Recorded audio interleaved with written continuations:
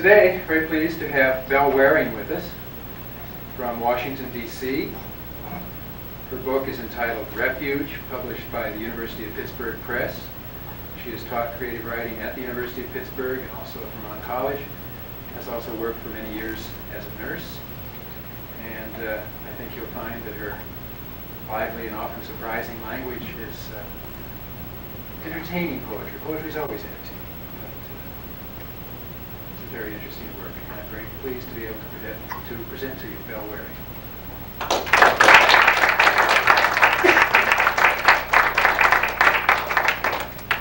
Thank you, everybody, for coming in here on this beautiful day.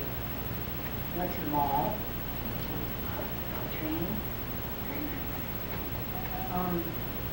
Now, Galen's too young to have to worry about it. There's some rough language. This is a criminal writing. There's some of these poems are a little rough, so, I don't know how old you are. You look young, but she let you watch. She's my baby. Does she let you watch TV? Yeah. Well, you're probably not as bad as TV. Don't worry. It's okay. Okay. This, yeah, I've worked as a registry nurse off and on for about almost 18 years. And I can either see you, Brian, or I can see the poem, so it was my first nursing job, and I was stupid at it. I thought a doctor would not be unkind. One wouldn't wait for a laboring woman to dilate to 10 cm. He'd brace one hand up his patient's vagina, clamp the other on her pregnant belly, and force the fetus through an 8-centimeter cervix. She tore, of course, bled. Stellate lacerations extend from the cervix like an asterisk. The staff nurses stormed and hissed, but the head nurse shrugged. He doesn't like to wait around. No other doctor lived this way. The man was an elder in his church. He chattered and smiled broadly as he worked. He wore the biggest gloves, looking stock. It was my first real job, and I was scared in it. One night, a patient of his was admitted, bleeding. The charge nurse said, "You won't rip her. You take this one." So I took her.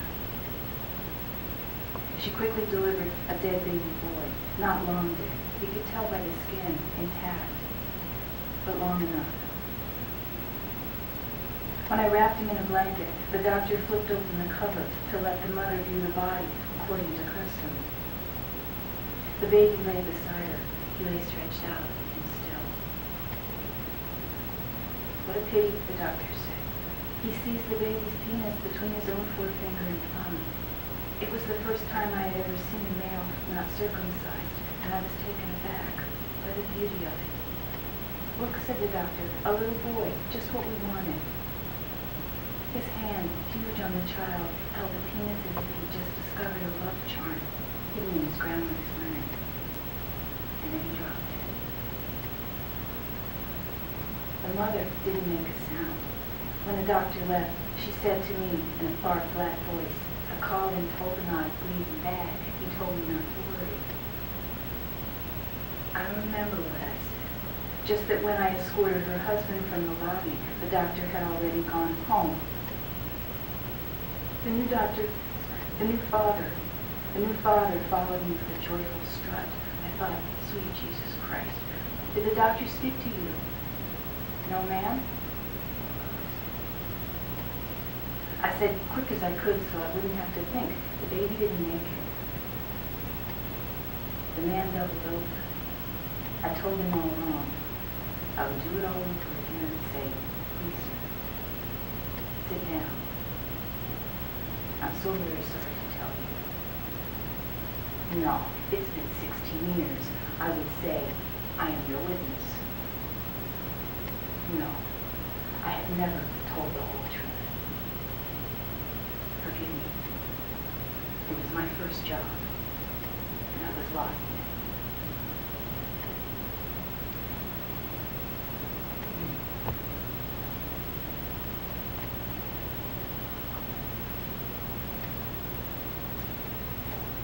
Now for a serious poem. All right, I just read the meanest one first. They're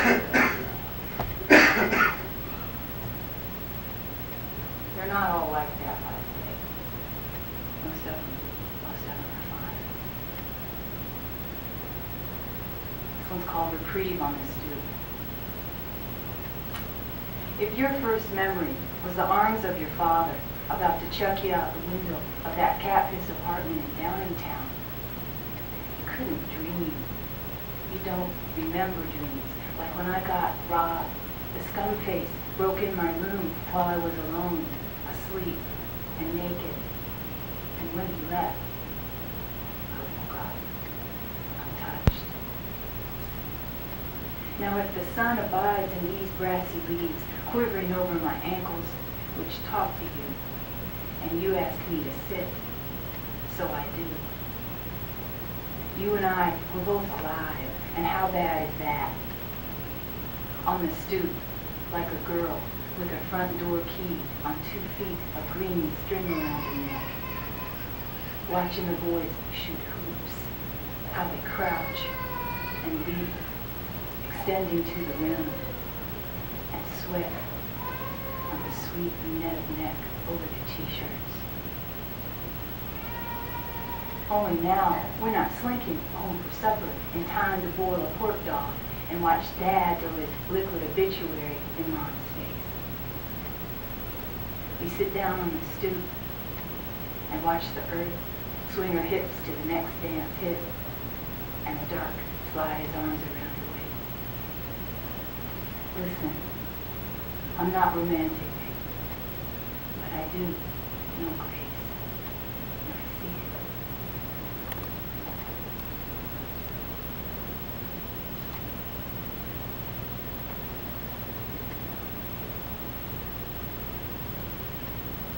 Galen must have heard me read that first poem. It's terrible when you think of what babies go through. No wonder they cry. Okay. This next poem is spoken by a student of French. You know French. Anybody else speak French? Anybody else? You said you speaking French? No. Yeah, but you know Will? Yeah. Okay, good. Then you know the grammar's different, the syntax is different. It's not just the words. Things are strange. Yeah.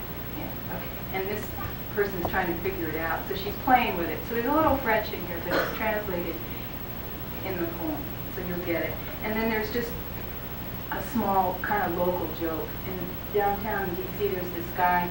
There are a lot of shoe shine guys. Some of them are homeless guys, and they just got the milk cartons and the, little tins of shoe polish. But this one guy had this big placard, and it said, "Ego shine." And, D.C., you can't just get your shoe shine. That guy did very well. He's now on the inside working in a concession. So that's the ego shine. That's in here. Okay. Use the following construction in a sentence. How's that? Is that okay? Use the following construction in a sentence. Tu me manques. No. Nobody misses you. Me? I'm like the French. The wary French. They say, instead of I miss you, tu me manques. You me black. You're like the time I stood at the blackboard till I cried, and finally the teacher smirks. You can never divide by 0, she said. Trick question. Sit down. Tu me manques. You are lacking to me. I'm like the French. Cool, thinky French. There's some things I best not say. But it's safe to recount how balletically you rode a 10-speed, the one abandoned on the street, and how you proposed before even one kiss. And how September, when your visa came through, that red Lip City stamp cost you. It cost. So, you bolt. I break down. Then one evening, months later, this other fella takes me to hear a string ensemble playing Bach like a beast with its multicolored arms rippling the rarefied life, and it makes me cry. So my hot new herringbone leaf pipes up for such a sensitive girl. To murder, monk, you lack me. I went to a reception. It was a mistake. The councilman tried to corner me by the artist's print of the Kurdish dead, and there was no you to shoot a look to, telegraph for help. So I said, roll call, excusez-moi, dumped my cranberry punch on his ego-shine shoes. You should have seen me cutting that loop. You lack me. Once I got home, I hunkered down in my swarthy kitchen and read some poems my students sent, and I know as I talk out of my own bones, he'll be a hit. And I'll live to see it. He lacks me not. Such a lot of things around here you'd like to glimpse. My cousin Carney got a brand new bow. He sings right up from the roots of his feet, that kiss me all over till the birds crank up kind of staff. You hit it off. You could jam all night. You wouldn't want to come back. I cut clean around you like a bad accident that the state trooper made you right past. You black me. You black. Things happen around here that you would cry at the beauty of it. You would shout like I'm in the metro waiting to change. I see an Amish family get on the train, and the young girl turns and spies me through the glass. On her face, the most searing joy. That I wave to her, and she, as I hesitate, you laugh me. You're like trying to divide by zero after everybody says, I'm not French, or luscious French, playing those cornball quotations in the street.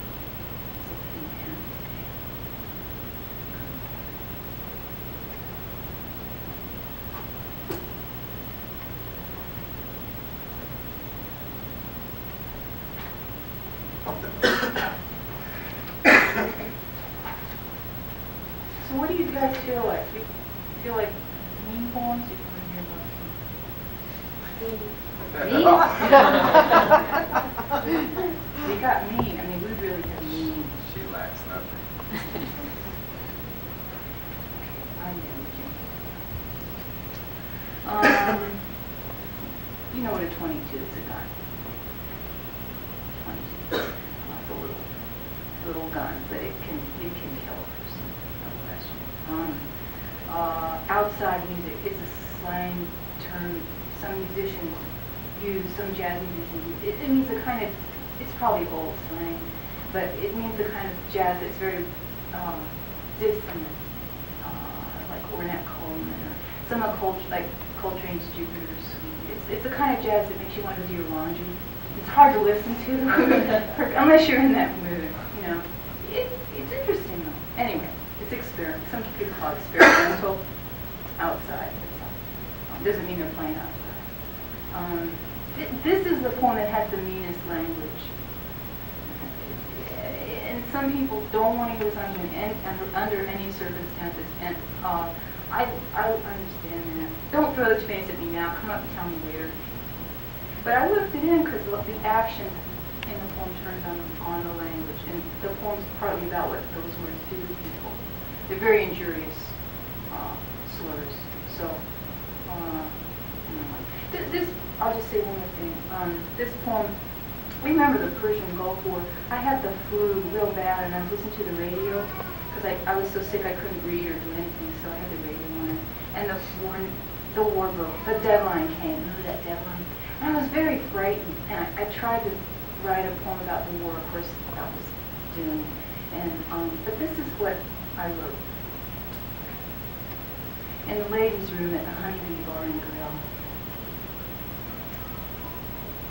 Doreen's got the sweats, so she sticks that stuff in her arm again.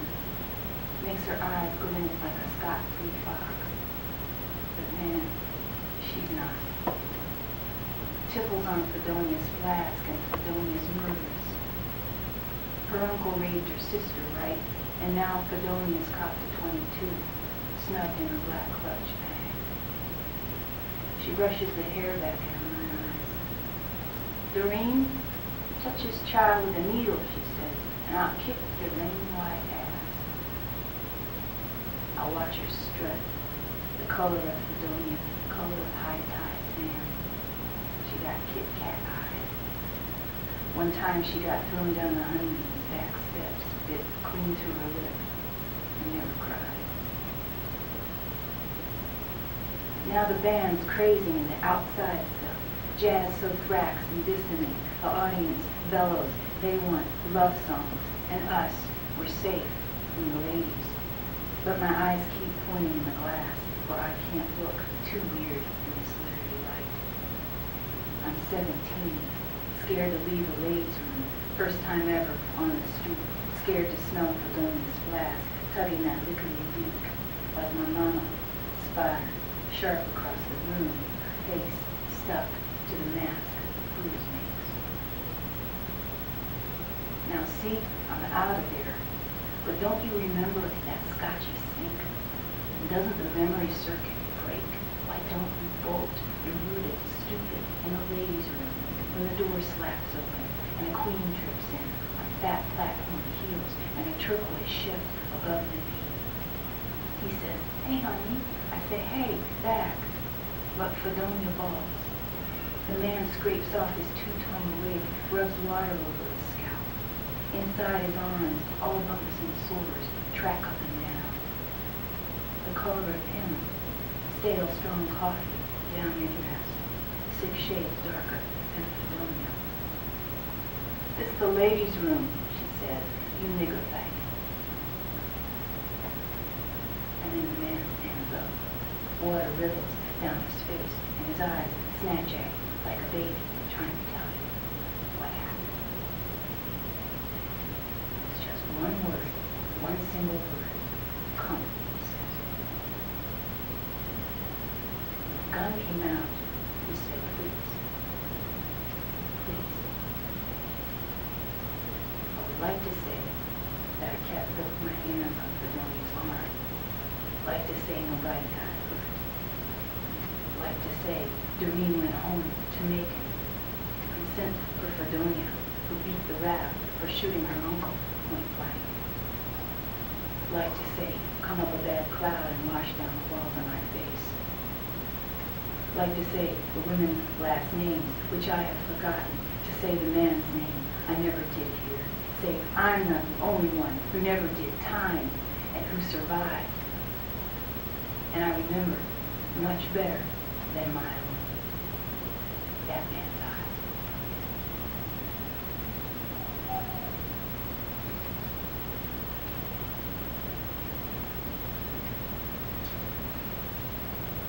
Does that mean enough? Did I do it? Okay. Let me read a real goofy one now, okay? 7th inning stretch. I'm real sorry about the Phillies.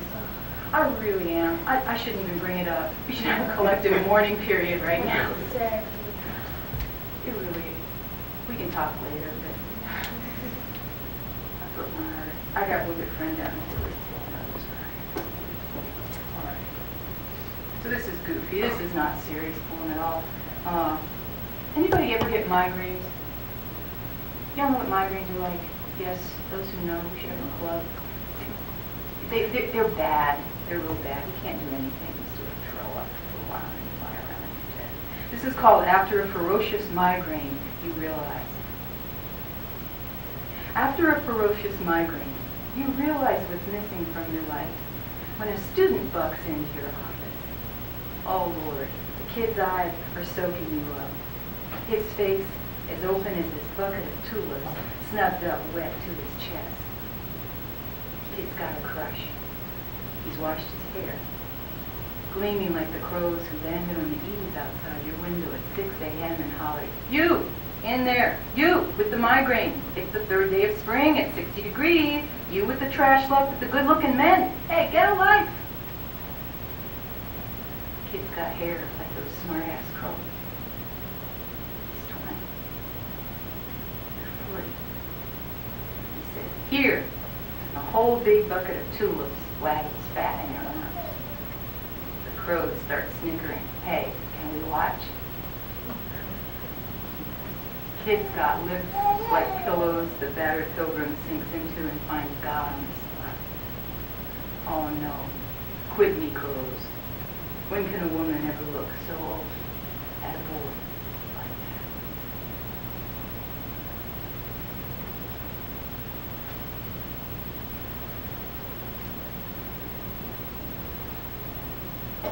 You want to hear a love poem? Anybody in the mood?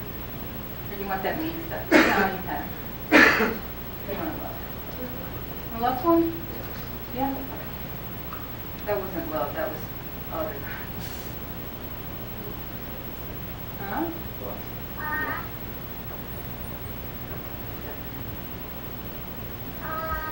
What time is it? I'm having brain death. Quarter out? Your time? Yours? Okay, excuse me. This is called 11th Day of Rain. This is set in Pittsburgh. I spent a year. Anybody from Pittsburgh? Nobody from, everybody been to Pittsburgh? Yes? Okay. It rains a lot in the winter. You've been there in the winter. It's real great. Yeah. It's called 11th Day of Rain. Today I might see you in the hall at work. I could sit by you on the bench, an inch closer than Americans are supposed to. Your hand stretched over your book could be playing slide guitar, short stuff, fingers long as cats. I could stop holding my breath. How you smell is the place where your neck feeds onto your shoulder, where I would like to rest. This is the 11th day of rain in a row, when the wind off the river pimp slaps us, university horse, heaven class. This might be the very day I see you, because I've neglected to wash my hair and my eyes are dull with text. There might be 5 minutes. You don't have to think anything. Now, was that love or was that lust? Not lust? Infatuation. Infatuation. Good. Your mother taught you well. Okay. I'll read one. Yeah, I'll read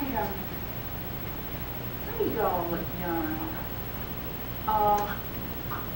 This year was the anniversary that 93 minus 68 is what?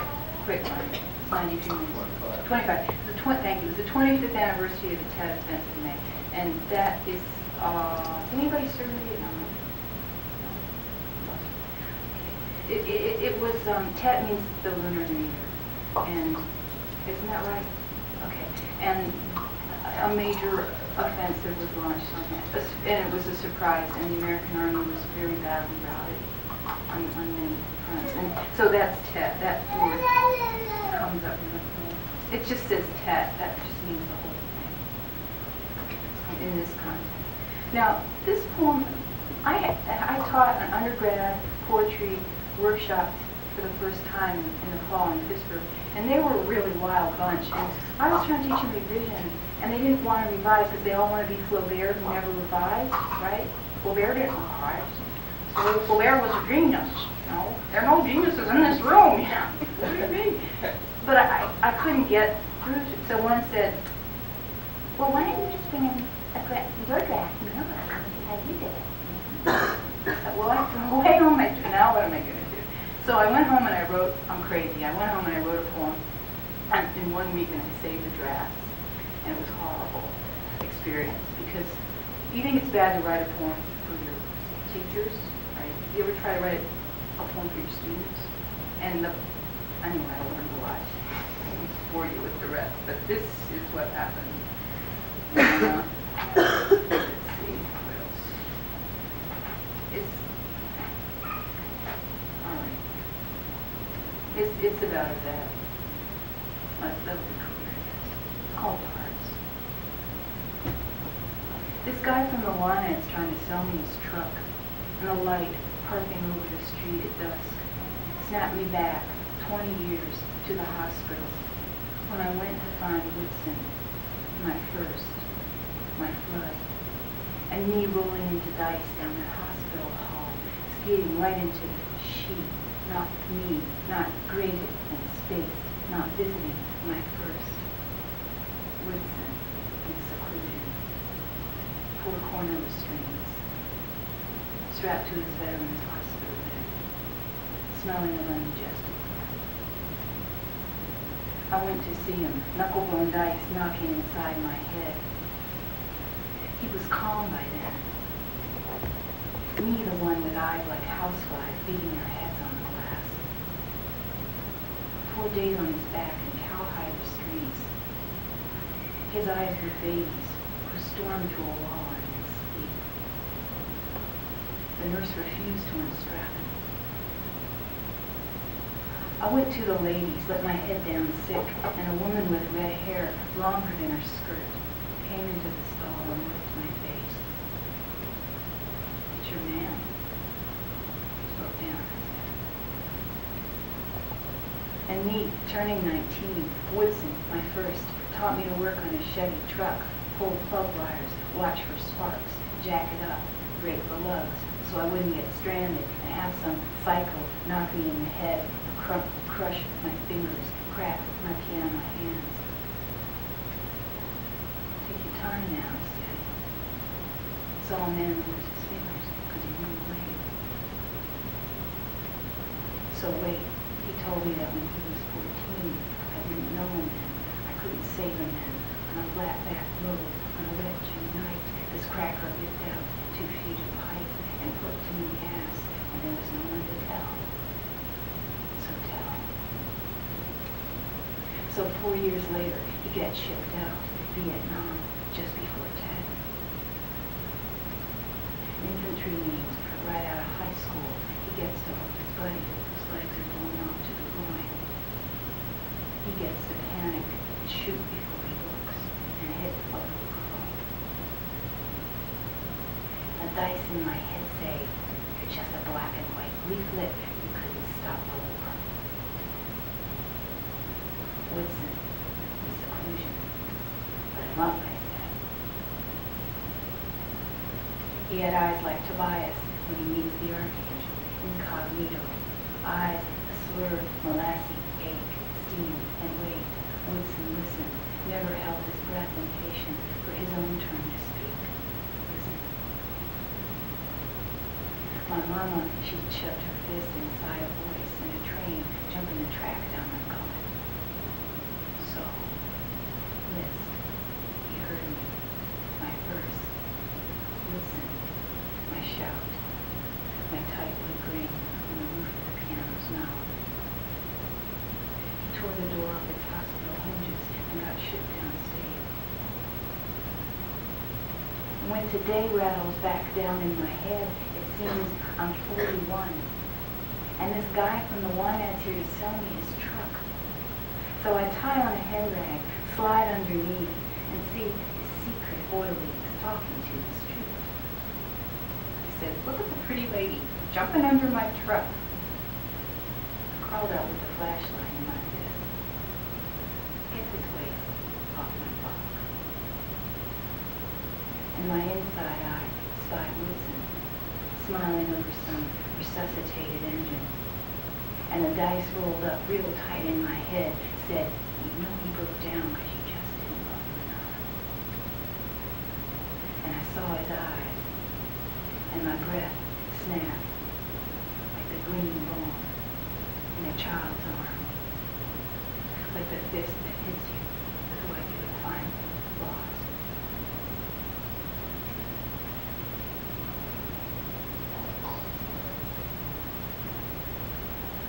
See, Graham, we got to talking about that stuff last night. So, yeah. Do you know Bruce Weichel's work? You read his work? Yeah. He came last year. He has some interesting monkey wars. Why didn't you? He went to writing club over at Penn State.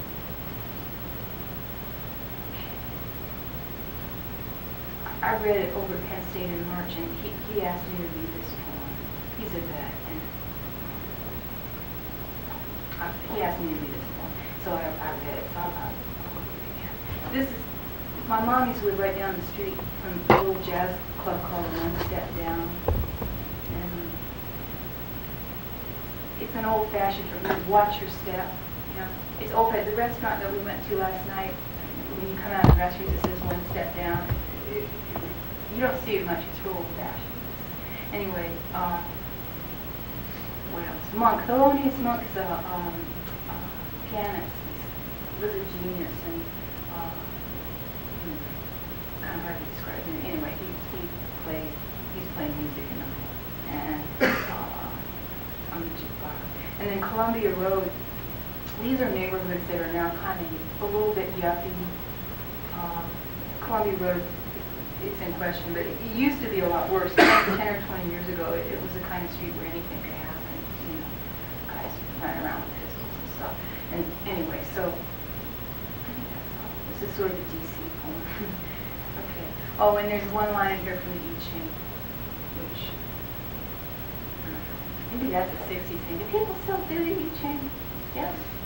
Yeah? Okay. I don't mean to appropriate it just for the 60s, but I didn't know. You may think we're better at everything, you know? Okay. Refuge at the One Step Down. Shrapnel lives in Morton's neck, so his head stays cocked to the left. We've changed generations, man. Our waitress, sporting 7 different earrings, was born the year Morton pitched his Purple Heart over the White House fence, and then split for Cuba, and then came home to report Nixon as an asshole. Belle is an asshole. It does for everyone to have somewhere to go. When Morton OD'd and got the tube slapped down him without one single splendid vision of his own white light, sure I went to see him. He used to sneak into the One Step Down, underage, or monks still on the jukebox. Then I busted out on a scholarship. And Morton went to Monk. Right now, Monk's playing Mysterioso, and Morton's feeding him coffee, and his arms smooth and clean as a puppy's underbelly, making me laugh. Wide awake for swing shift at the halfway house, he leans across the table and says real soft, I get to teach you to meditate. Me? I want to be unconscious. Morton says, that ain't quite right. But the fog is rolled up into my head. Sunday night always gets me depressed, dragging down Columbia Road. The winos holler, lady, talk lady, in Spanish and English, and the pigeons hover in the torch-style windows, and then I hear my name and, hey girl, big hug. Let's say you give up and ride the bus. 18 hours. Sore. Sad. This time, nobody's talking. Morton is the moment you open the door after a long ride home in the dark.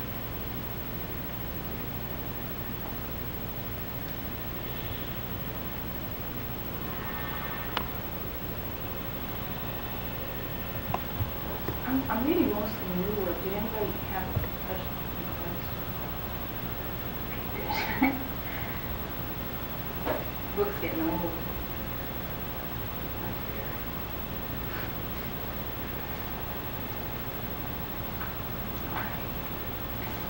All right.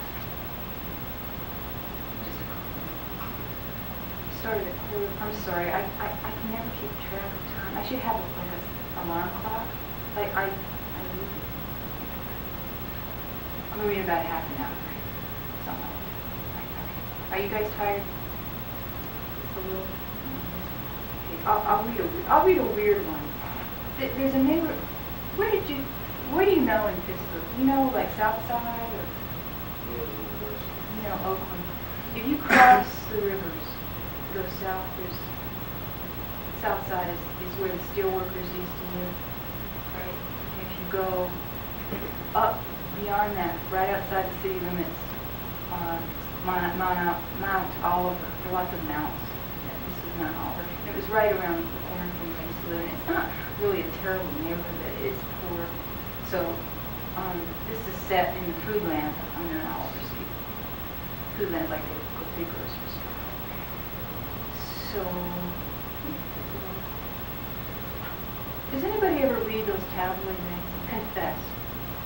But when you're in this checkout line, all you're aware of, don't you read the headlines? Yeah. Yeah. Headlines, yeah. Yeah.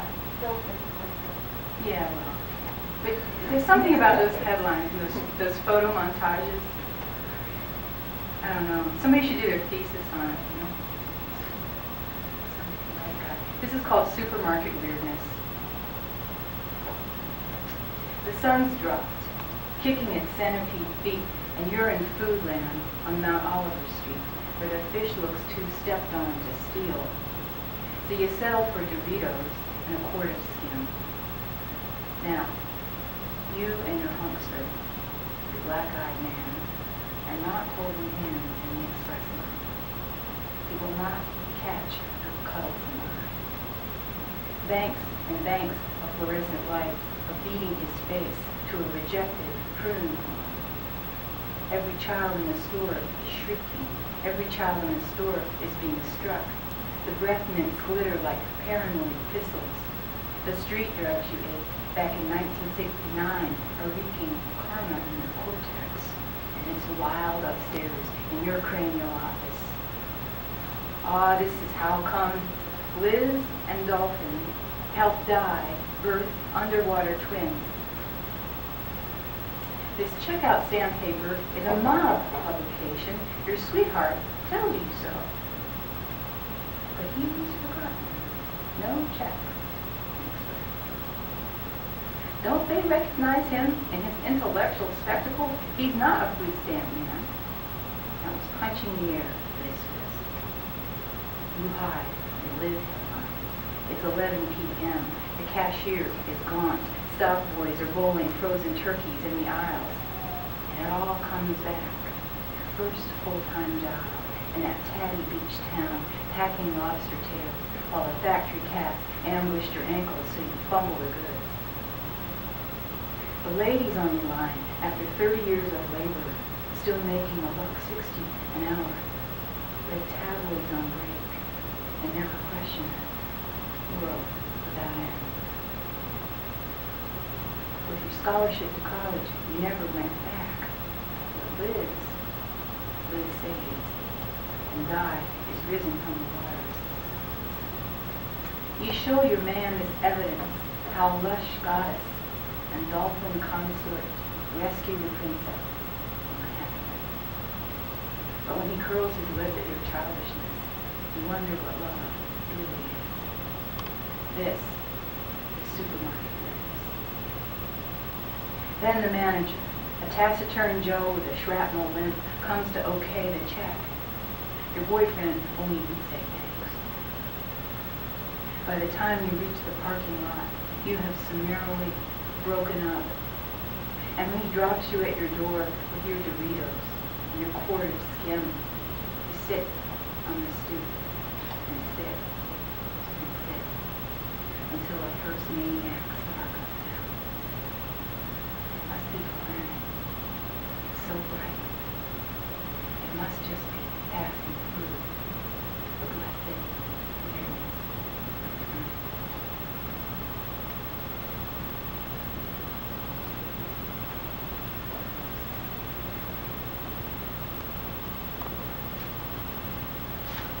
What do you guys feel like hearing?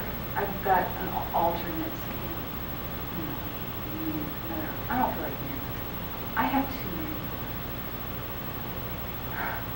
I used to read all the mean ones in the first half of the reading, and then read the funny ones at the end. By the middle of the reading, everybody was like, they had shock treatment. So I don't do that. Oh, you want Thank to you. read? That's what I wanted to hear too. Oh, no problem. Yeah, sure, okay.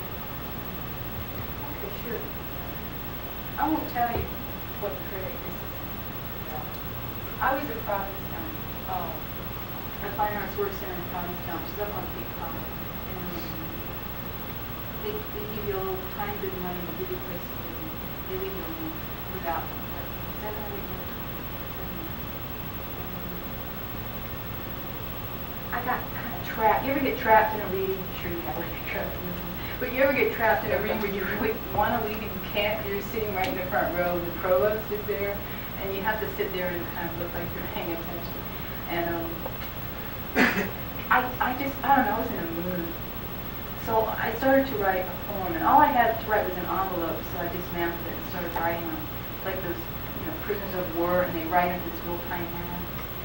And anyway, it was completely incoherent, but that's how. I learned a lot about process. Are you all students? You all have students. I learned a lot about poetic process because I had absolutely no idea what I was doing. It took a long time for it to turn into something. If I had a little help too. I had a good editor. So, what if someone doing? Shall I go? No, I just. There's just one French phrase. It means women to the barricades. And it's got something to do with the French lace makers who maybe not blind, but certainly they suffer. If you've ever seen real fine French lace, it's incredible. You can't believe a human being could make it. Anyway, they were very radical in the French Revolution. So anyway, Breeze is this kind of, I don't know what I call it. She sort of came to me. I got visited by her once in D.C. We had a very, very hot summer. It was for about a week. And I went downtown and I got ozone in my head and heat, and I felt like I had a fever, and she just came to me. I sort of heard her voice. It sounds real crazy, but I sat down and wrote about 8. And then I killed her off. And then she when I got to pee time, she came back. Breeze in translation. Me, I like the putts in the kitchen and regard fat garlic and hum about nothing. Make it up. Word for blues, like dragging down the street in 104 heat. You know, when air temp tops body temp, how buzzed and weird you get. Word for trans. So this character taps me. Remember me, woman? Name's Breeze. And she dictates, most fabulous. I'm blessed. She's benign. Word for pixelated. She's a scholarship girl at the School of Fine Arts, so she drags me down the line to an out-of-town show, Rattle Express. Word for kismet. This lady with the face of an old walnut sits by us making lace with an eye-fine hook, and when the train dives into the tunnels, she keeps on looking in the dark. Words gets red. Breeze sings scat all the way to the opening. Sculpture of heating ducts, stovepipes, and stones. Breeze is cold to the bone. The tablecloth spattered with blood of a lamb, wine on the lace. The critic pronounces optimism vulgar and asks, why have there been so few great women artists? We ask ourselves. The word is jerk-off. Breeze, who is terrifyingly fluent, challenges him to sew a bride's dress from scratch. Fonzo barricade. The critic can't leave. Cat's cradle. Breeze spits. By hand. French lady.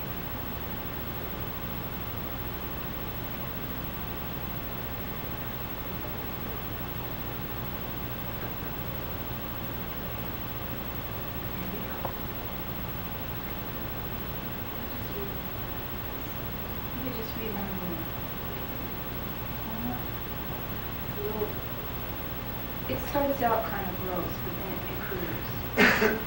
I'll read you. It's new. It's new. And to be perfectly honest with you, I need to. It's gotten to the point where I need to read it. I haven't read it in public. I need to. Would you guys be my experiment? And you don't have a choice. It's all right. It's real gross. It's a nurse poem, but it improves. And there's a portion that's modeled on this aria from an opera by Sigismundo, and he describes the nightingale, how the nightingale sings, and uses parallel construction. I don't know some of this thing that. Well, I was stuck in the poem, so I stole that strategy totally. I changed the words. The words are mine, but really, it's all his strategy. It's all his. I don't know who Sigismundo is. I went to a concert and I heard it. Does anybody know? Anyway, I'm sure he doesn't care because I think he's long gone. But that's a technique you can do if you get stuck. You don't steal it outright. You can take the strategy, put your own words in, and then just say that, credit the person. I think that's okay. Isn't it? Don't you think? Yeah. And then you say I stole this. We've got to help each other out. And he probably stole it from the Bible for all I know. Okay. I think that's it. Anybody here from Virginia? Where are you from? Oh. You go to JMU? Well, this is a different county. This is Albemarle County. Down south of Charlotte. They're going down that way. They're not there yet. All right. So you know that part. This is called Ending Green. I also stole the title.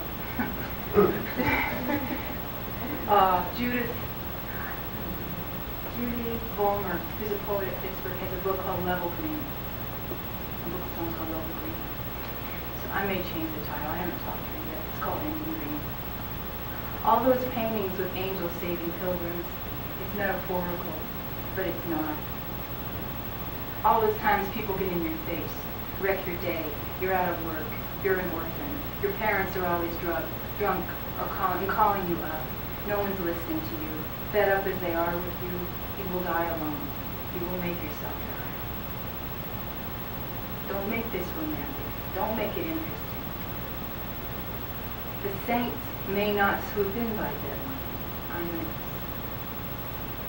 Yet ordinary salvation occurs with unexpected lightning. A stranger returns your lost wallet, your signed paycheck in it, or the baby's born slips out so lightly and breathes. These things you can see, but the muse you don't, so you abandon hope. You can't even talk about the muse and still sound cool. This is part of the problem. I believe in pain because it's in my face. I already know the sound of pain. It's something like a small, mean bark, like the way sentries talk, or your father before he slaps. My fiancé, his voice was like that. Fiancé, the words like muckle in the mouth, brainlessly soft, off guard. He thought he was smarter because he was a doctor and I was a nurse. I left him, my most excellent catch. I left my job on the graveyard shift, burning unit, pediatric. I left the kid admitted with his palms seared down to the bone, and the mother, oh, sorry, honey. And I left the kid admitted with his palms seared down to the bone, and the mother confessing she'd slammed his hand on the hot silk filament to make him stop sucking his thumb. I left the high-pitched wail and the germ Pseudomonas that leaves a bright green trail with the worm. Pseudomonas, the opportunist, it infects, smells morbidly sweet, that roots some crevice inside your head, so you still smell it even after you shower. 2 showers.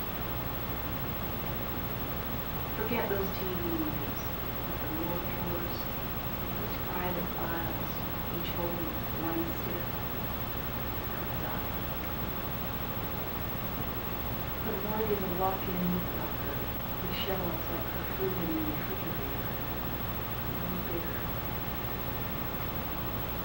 The baby I washed and tagged and wrapped in a skinny print blanket with dots wearing gold around their necks and carried him down one freight elevator, standard procedure. But Poery went and hold him warm for me. He was a fear. I laid the baby in there on the topmost rack and pivoted quick, but the freezer door slammed shut on the inside.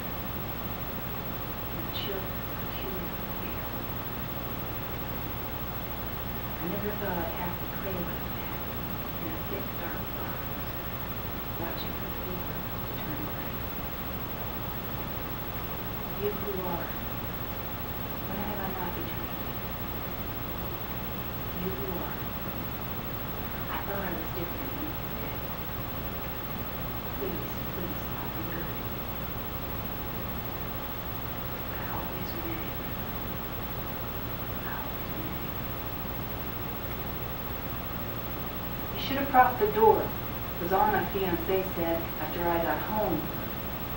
I threw a glass of beer at his head. It was his voice, cool as clams. It was his voice I quit. And now the bus driver's cheerful, his big arm self. There's nothing he can't handle in this rolling coach. I never thought the door would slam like that. Where are you going? The driver said. Red Hill. Right near me, North Garden, he says. Crossing over those dolorous hills, he told me stories of his great-grandmothers working ships in the silk mill. And the tales of those heroines, the churlish kin, the splendid yellow dogs, the high-speed weddings, all stitched into the singing. His voice held the note, then bit it off, punched it, then teased it out, as he rallied his emotion and choked them. Now he clusters them, and shaves them into whips, as he murmurs to himself, and shows off his stuff. Now ringing, now throaty, now grave. Now he strikes falsetto, then tumbles low. Now he steadies his voice in calm biting, then trembles in the humming tones. Now he is pitiless with it, then forgives, and lets it fade. His voice got me to hope, not for any man or thing, but for some kind of spirit life that I would not betray. I sat up front and to the right of him, rolling south-southeast over the Appalachian into spring that is enormous and green and goes on all